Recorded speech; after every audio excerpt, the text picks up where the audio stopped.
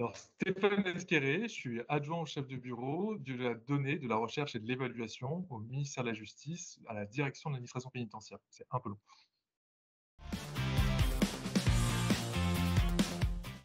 Donc, le bureau, en fait, il est dans un service support où il y a les RH, il y a l'immobilier, et précisément, c'est une sous-direction dédiée à l'expertise où il y a à la fois l'innovation, mais aussi le droit. On est vraiment sur une sous-direction transverse.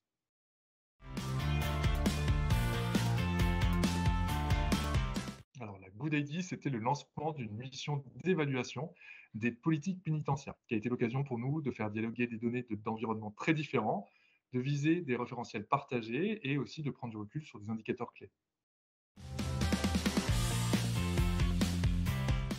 Le ministère de la Justice, il est interrogé assez régulièrement par des acteurs institutionnels sur l'évaluation de la politique régalienne de la justice, et en particulier de la politique pénitentiaire, qui est quand même un gros enjeu dont on parle assez souvent dans les médias. L'idée, c'était de clarifier aussi cette notion d'évaluation, puisque toute personne est régulièrement évaluée. Et de fait, quand on parle d'évaluation de politique, les personnes ont quand même des a priori sur l'idée qu'on va les juger, on va les noter. Là, l'idée, c'est justement pas de faire ça. En plus, quand on parle de données, il y a aussi des a priori. Donc, l'idée, c'était de déconstruire ça et de répondre aux attentes des décideurs, mais aussi en fait des métiers qui attendent aussi qu'on justifie leur action. Enfin, évaluer, c'est objectiver. On ramène de la quantification, on est en train de sortir du subjectif, et on sort du fait divers, comme le disait mon directeur, de manière à pouvoir engranger des vrais leviers d'action et pour réussir à engager des changements. Concrètement, donc déjà, il y a quand même deux niveaux. On s'est engagé en premier lieu sur ce qu'on appelle l'administration centrale, donc vraiment les dispositifs au niveau national. L'idée, c'est aussi de travailler dans un second temps avec les services déconcentrés, donc les services plutôt en local. Ensuite, il a fallu penser en plusieurs étapes. Évidemment, le premier sujet, c'est de déterminer ce qu'on appelle des questions évaluatives, c'est-à-dire quel est l'enjeu du dispositif, quel est l'enjeu de la politique. Ensuite, il faut déterminer quels sont les indicateurs à évaluer, c'est-à-dire cette politique, elle doit modifier quoi et quoi.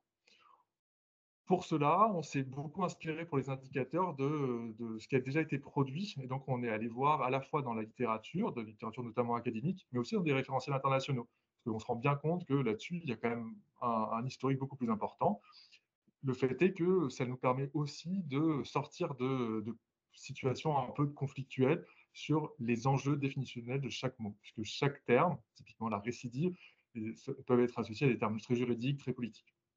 Ce qui fait que toutes ces étapes impliquent beaucoup aussi d'échanges avec les personnels à la fois dans le domaine réglementaire, mais aussi dans l'informatique, avec des enjeux type accès aux données, conformité, RGPD. Là, vu que le sujet était très polémique, plutôt possiblement polémique, on a préféré dédoubler chaque indicateur. Ainsi, on a à la fois celui que tout le monde attend et un autre qui permet de le compléter et qui permet aussi de le nourrir avec une autre vision.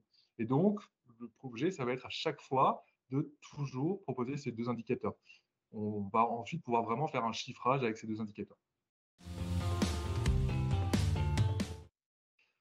Le next step, ça va être de communiquer sur ces deux indicateurs. Aujourd'hui, on est sur un rapport qui est quand même très technique, avec vraiment une volonté d'être scientifiquement très robuste. L'objectif, c'est que quand même, les conclusions puissent être facilement appréhendables pour l'ensemble des publics. Et donc, pour ça, on va travailler à la fois sur une synthèse, mais aussi sur une infographie qui va être plus facile à communiquer. L'autre enjeu, ça va être de compléter les indicateurs qu'on a produits par des indicateurs sur d'autres dimensions, notamment en allant voir ce qui pourrait être fait dans les autres ministères. N'hésitez pas surtout à me contacter via mon profil LinkedIn. Enfin, je suis tout à fait ouvert à continuer à cet échange.